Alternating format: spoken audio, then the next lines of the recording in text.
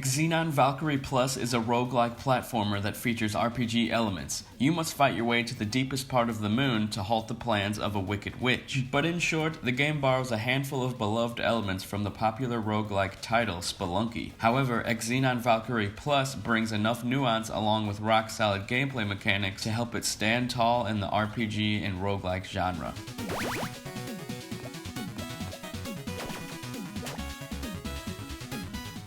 As I mentioned before, Xenon Valkyrie Plus takes notes from the game Spelunky, and before I say much else, if you love Spelunky, then this is the game for you. In terms of how the two titles play, they are very similar in the sense of what your goal is. You infiltrate randomly generated areas to collect minerals in order to upgrade your character and weapons. The further you get, the harder the game gets. Unlike Spelunky, there is no rope at your disposal. However, you're able to climb up walls by tapping cross repeatedly. You're able to choose from 3 different characters from the start, all of which have unique weapons and move assets to take advantage of. My favorite character had the ability to do a high jump, unlike the other two.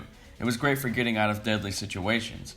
The character abilities, besides sword slashes, are limited by either a cooldown timer or by ammo, for your gun of course. Speaking of guns, Xenon Valkyrie Plus lets you find new weaponry in a level or buy new supplies like potions and bombs from the in-game store. Between the unique moveset of your character, your gun, your sword, and the attainable character upgrades, there's a lot to strategize over in this roguelike title. In case you didn't know, Xenon Valkyrie Plus features a permadeath system just like Spelunky.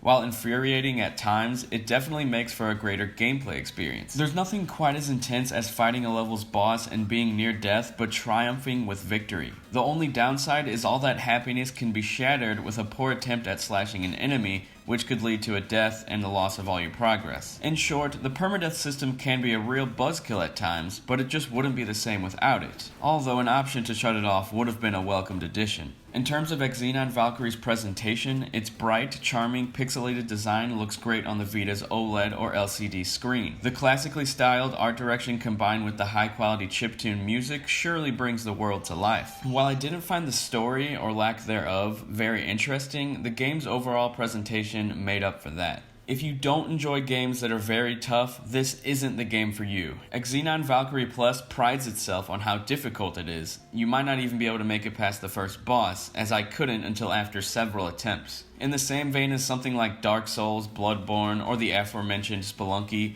Xenon Valkyrie Plus is for the hardcore challenge chasers. For anyone outside that ecosystem, the barrier to entry might be too overwhelming. Xenon Valkyrie Plus is a must-own for Vita owners who love roguelike games. It's challenging, rewarding, and sparkles with charm. While the game might hurt itself in the long run for being as difficult as it is, for anyone who's up for the challenge, you're bound to have a fun time.